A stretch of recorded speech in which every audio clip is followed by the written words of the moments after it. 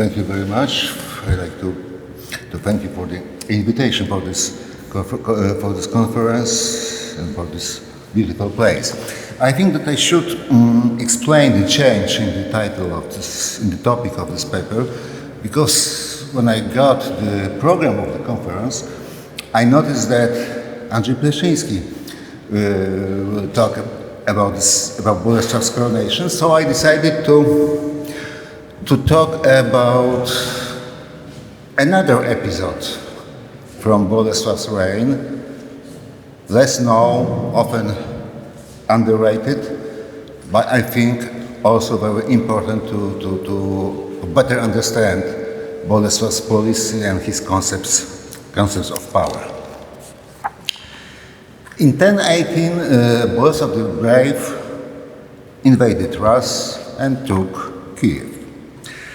There is a contemporary relation account of Thietmar of Merseburg about these events. In his description of Bolesław the Brave's expedition, Thietmar mentions, among other things, that after taking Kyiv, Bolesław sent envoys to the two emperors, both the emperor in the west and the emperor in the east. The former, Emperor Henry II, was given rich gifts in a bid to secure his benevolence and aid and to show Bolesław's willingness to fulfill any wish he might have. The envoy dispatched to what Thietmar refers as nearby Greece promised its emperor, Basil II, who is not mentioned by name, unspecified goods if he becomes Bolesław's faithful friend. Otherwise, Bolesław threatened to become his most implacable and indomitable enemy. The account of the embassy to Byzantium is preserved in the version of the chronicle known from the so-called Dresden manuscript, which was produced under Thietmar's supervision and contains not only chronicle's handwritten corrections, but also portions written on his own hand. In another version of the chronicle, known as the Corvey recension, the two delegations are depicted differently. Only one emperor is mentioned, namely Henry II. The account of the gifts sent to Henry is complemented by a narrative of Bolesław's envoys to an anonymous king of an unnamed city, with proposals similar to that addressed in the Dresden version to the Byzantine emperor. The Corvey recension is known from the manuscript dated to the 15th century. It differs from the Dresden manuscript in several places with variation in both style and substance. At present, the Corvey recension is almost universally regarded as a second, younger, yet still authorial version of the chronicle, to which later editors and copyists in subsequent decades and centuries introduce further alteration and corrections. Naturally, we cannot be certain whether the changes in the account concerning the embassies sent by Bolesław the Brave from Kyiv were the work of Thietmar himself, or whether they were introduced at a later stage. The evidence, however, speaks far more strongly in favor of the former possibility. There appear to be no convincing reasons why any later editor or copyist would have been prompted to make so significant interventions in the chronicle at this particular point. It may therefore be accepted that Thietmar, shortly after composing his account of the expedition to Rus, chose to revise it fundamentally, deliberately removing any mention of an embassy dispatched by the Polish ruler to the Byzantine emperor. Bolesław the Brave is frequently mentioned in Thietmar's chronicle. The chronicle presents him in negative light, depicted him as a treacherous, faithless, arrogant, power-hungry, and guilty of numerous sins. Thietmar's critical attitude primarily arises from his belief that Bolesław, in opposing Henry, so to usurp lands and honors that he didn't deserve, rather than humbly seeking the emperor's favor. This, in Thietmar's opinion, disrupted the natural order which required Bolesław's complete submission to imperial authority. Consequently, in his portrayal of the relationship between the Polish ruler and the imperial court, Thietmar sought to underline Bolesław's subordination to the emperor and the groundlessness of his claim to rulership, which the chronicle viewed as a rebellion against the emperor's overlordship. Events that challenged this portrayal were subjected to various interpretive techniques, such as the use of ambiguous language, the disregard of the actual meaning, or a complete omission.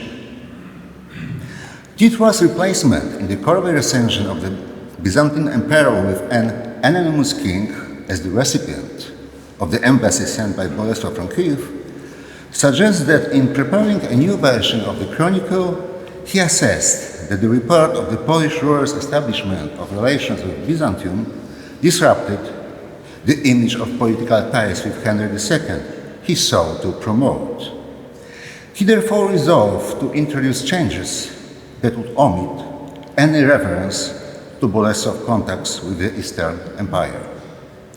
The question remains, however, why, in Thietmar's view, Bolesław's Byzantine mission couldn't be reconciled with the image he was constructing of the Polish ruler as subordinate to Henry's authority.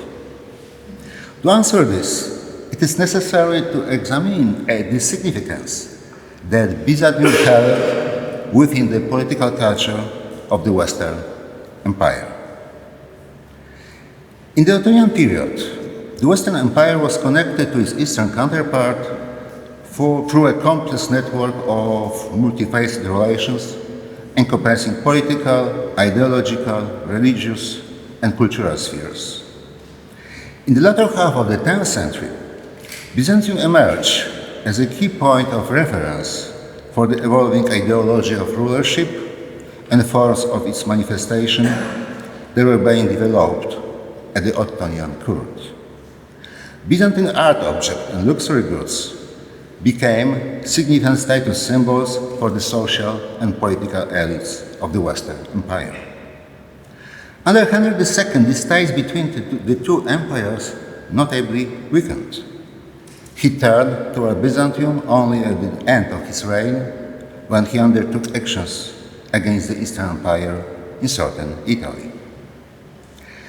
This doesn't, however, imply that Byzantium went unnoticed by him or that it failed to influence his actions, as well his perception and manifestation of his rulership, much as it had under his predecessors.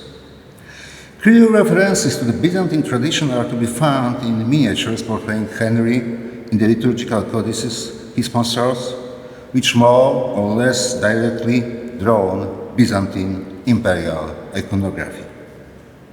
The artist responsible for Henry's reliquary of the Holy Cross also drew upon Byzantine examples.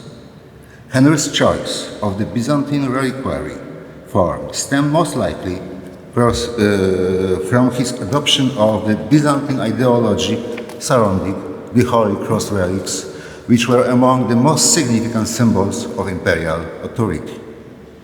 Likewise, the decision of the Synod in Rome, following Henry's imperial coronation in 1014, to introduce filioque clause to the Roman Mass canon, was not solely driven by a desire to standardize the Western liturgy, but also by the new Western emperor's competition with Byzantium. Thietmar, the Bishop of Merseburg, whose father, as he himself noted in his chronicle, had been a faithful servant of Empress Theophano, the Byzantine-born widow of Otto II, and who himself was closely connected to the court of Henry II, was fully aware of the nature of the relationships between the two empires. The chronicle's portrayal of Byzantium as both a rival and a partner to the Ottonians, competing for control of southern Italy, but also negotiating, exchanging envoys, seeking marital alliances, demonstrates that in Thietmar's view, these various interactions with the Eastern Empire significantly defined the nature of the Ottonian monarch's rulership, enhancing their status and prestige. There is no evidence of diplomatic relations between Bolesław the Brave, or his father, Mieszko I, and Byzantium prior to the embassy of 1018. It seems, therefore, that Bolesław's sudden focus on Byzantium should be interpreted not so much in the context of Poland's relation with Byzantium, but rather in terms of Byzantium's perception in the political culture of the Western Empire. Certainly, Bolesław's mission was aimed at establishing a relationship with Emperor Basil II after his victory in Rus. More importantly, however, the embassy was to strengthen Bolesław's standing vis-à-vis Emperor Henry II and political elites of the Western Empire. The fact that in the version of his chronicle from the Dresden manuscript, Thietmar not only mentions the embassy itself, but also details its message, indicates that Bolesław intended to make it known at Henry's court that he had offered friendship to Basil while threatening repercussion if this offer was rejected. It is reasonable to assume that by portraying himself as an equal partner to the Byzantine emperor, Bolesław sought to exploit the ideas prevalent in the political culture of the Western Empire concerning the Ottonians' relationships with Byzantium, thereby framing his own rulership within that context. Establishing friendly relations with Byzantium on terms equivalent to those enjoyed by the Ottonians would affirm Bolesław's exceptional status, which Henry had failed to acknowledge, and demonstrate that his relationship with the Western Empire should also be founded on friendship rather than submission. Thietmar's decision to omit information about the Byzantium mission in the Corvey recension suggests that he, and like the others, fully understood the implication of Bolesław's mission to Byzantium and how it fundamentally undermined his portrayal of the Polish ruler as a rebel. Hence, it is not surprising that he chose to gloss over it. The hypothesis that Bolesław the Brave's Byzantine mission was motivated by more than just a desire to address the situation in Rus is supported by other sources. These sources suggest that symbols and attributes borrowed from the Byzantine tradition increasingly influenced the concept of rulership developed at the court of Bolesław the Brave and later at the court of his son and successor, Mieszko II.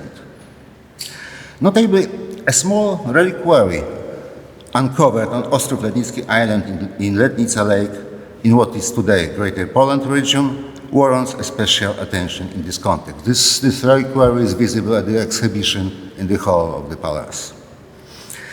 Discovered near a prominent church in a layer of rubble and charcoal associated with the destruction caused by the Bohemian Duke Przemysław's raid on Poland in 1038, this silver reliquary is shaped like a Greek cross and covered with gilded foil. The reliquary's stylistic features are strongly indicative of Byzantine tradition, suggesting it was likely crafted in a Byzantine workshop to house the relic of Holy Cross, functioning as a staurotheke. The stronghold on Ostrów Lednicki island was one of the most significant centers of the early Polish ruler's power. Given this context, it is highly plausible that the Byzantine staurotheke found on Ostrów Lednicki island should be associated with the Polish rulers. The Holy Cross relics it likely contained must have great importance for them, as they chose to house it in one of their main residences.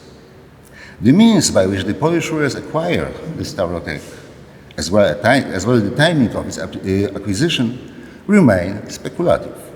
with scholarly theories proposing various possibilities.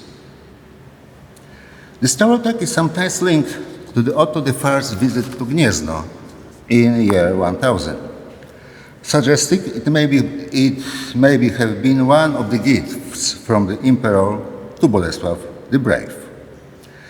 This hypothesis is supported by the fact that the reign of Otto III coincides with a visible increase in the significance of the cult of the Holy Cross relics in the Western Empire. Otto was known to possess several such relics and would occasionally present them as gifts. In his description of the meeting between Otto and Bolesław, Gallus Anonymous mentions only that Emperor gave the Polish ruler the lance of St. Maurice and the nail from the Holy Cross. However, this doesn't entirely rule out a connection between the staurotheke and the Gniezno meeting.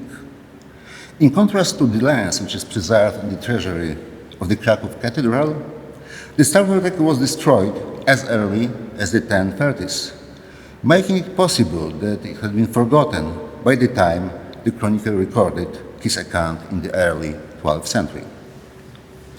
It is therefore plausible that among the Byzantine ceremonial forms Otto employed during his meeting with Bolesław,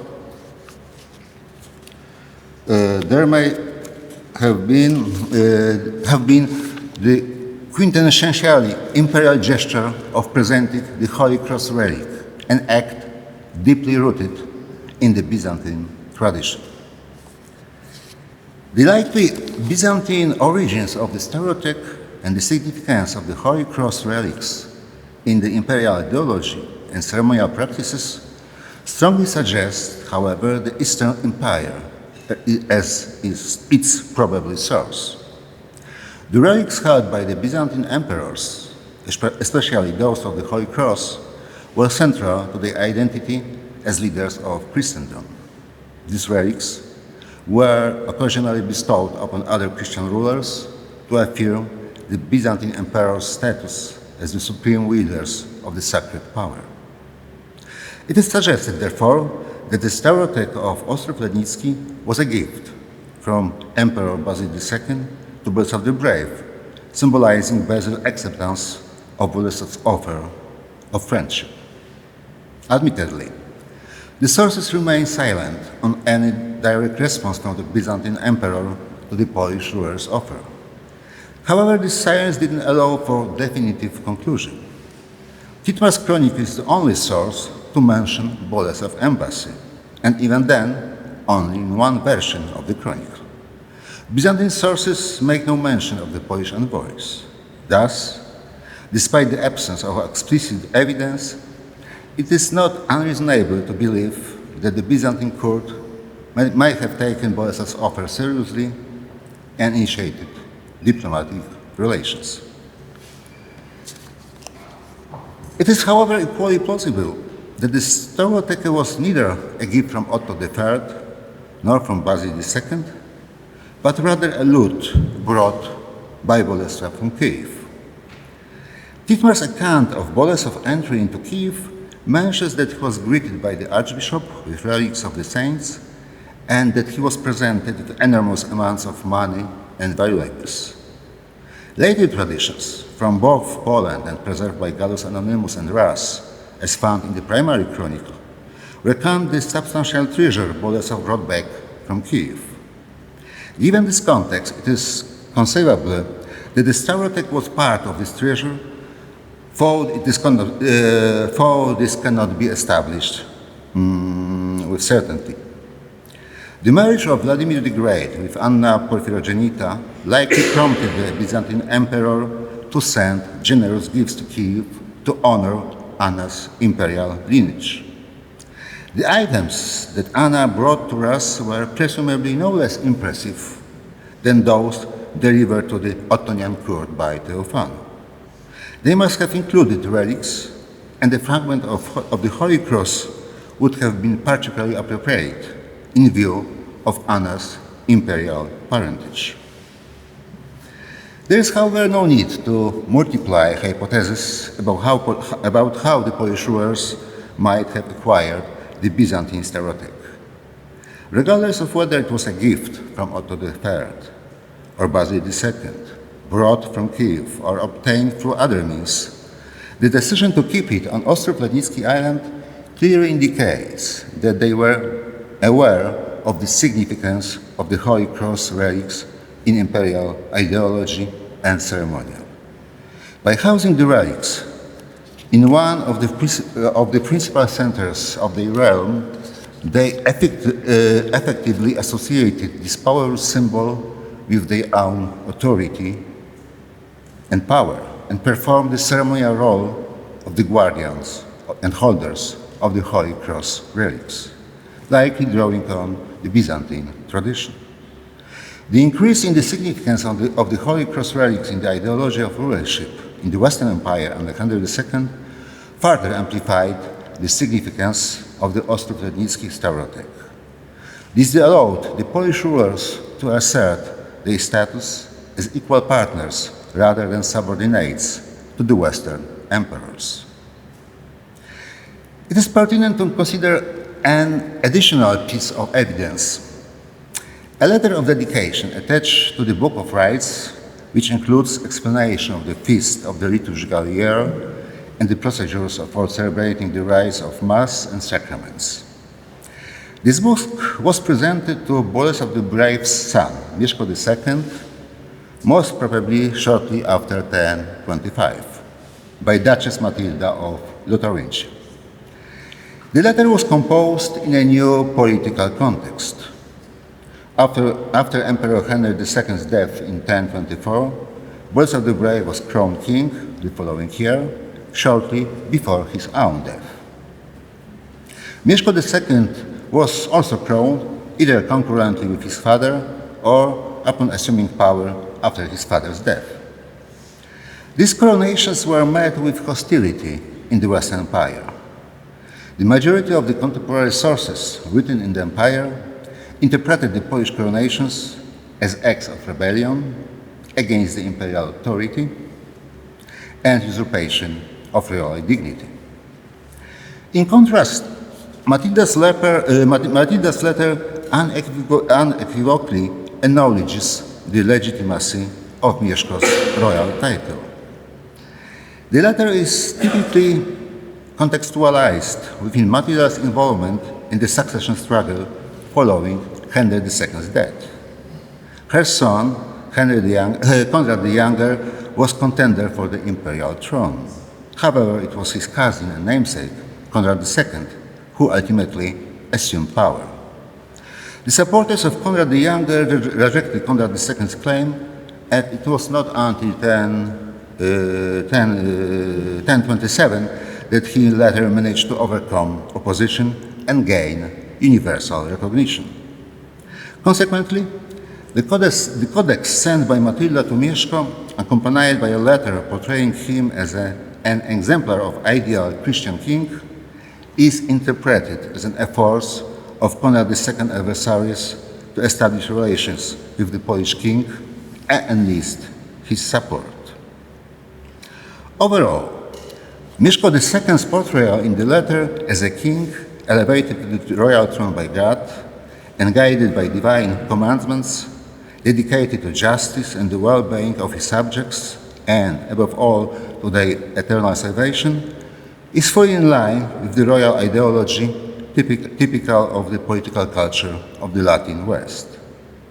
While extolling his numerous virtues and great accomplishments, the letter's author also highlights that Mieszko had united three languages for the glory of God. It wasn't sufficient for him to worship God in his own language and Latin, but he also added Greek. The precise meaning of the letter's wording is not entirely clear. It seems, however, that the letter refers to Mieszko's participation in a liturgy where part of the ordinarium of psalms were sung or recited in Greek. Given the Polish ruler's extensive and varied connections with the ecclesiastical elites of the Western Empire, it is possible that one of the manuscripts containing so-called Missa Greca, that is, songs of the ordinarium Missa written in Greek, typically in Latin alphabet, that were frequently produced in the Ottonian scriptoria, might have reached Poland and can be used in liturgical services in Mieszko's presence. The letter's emphasis on Mieszko II worshipping God in Greek highlights the significance attached to this practice at the Polish court. A knowledge of Greek, even a basic level sufficient for recitating liturgical formula, would have exceeded the standard expectation for royal virtues.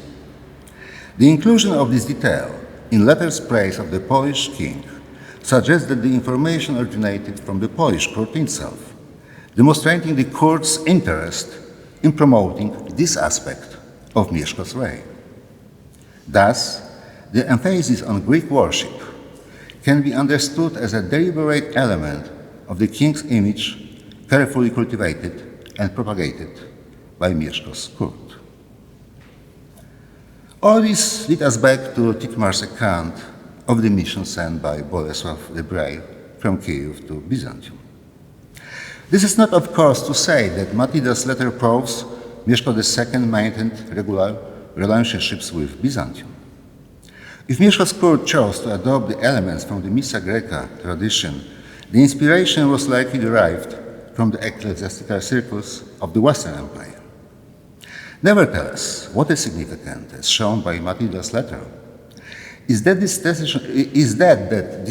decision was motivated by the belief that Mieszko recitation of Greek liturgical formulae imbued with clear Byzantine association would bolster his authority and affirm his legitimacy as a rightful king to the elites of the Western Empire.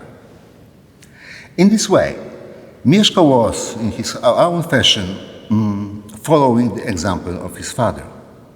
By sending an embassy to Byzantium, Bolesław drew on the image of the Eastern Empire within the political culture of the Latin West to assert his status in relation to Emperor Henry II and present himself as an equal partner in the eyes of the Western elites. Just as the reference to Mieszko II's Greek prayers in Matilda's letter points to their significance in shaping his royal image, so too does Thietmar's omission of the Byzantine embassy in the revised version of his chronicle demonstrates that this embassy emphasized Bolesław the Brave's monarchical ambitions, which extended far beyond the role of mere imperial vassal, a position in which the most of the Western political elites had placed him. Thietmar's editorial choices thus help us to understand Bolesław's mission in a broader set of ideas that heavily influenced the Latin West perception of rulership at the turn of 10th and 11th centuries.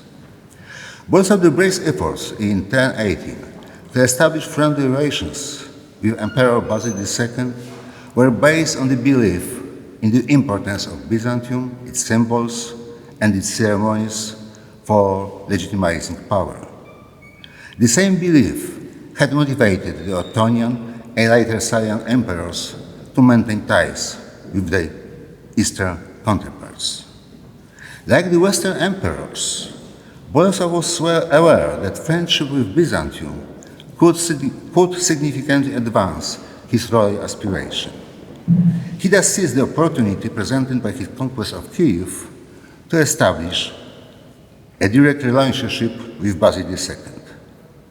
Although it is unclear whether the Byzantine emperor responded, Thietmar's omission of Bolesław's embassy in the Corvey recension suggests that the mere proposal of friendship with Byzantium strengthened Bolesław's authority and alarmed the political elites of the Western Empire.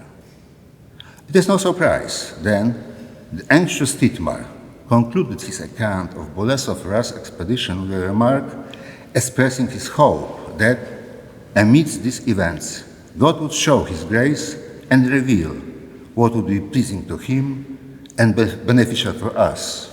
That is for the Western Empire. Thank you very much for your attention.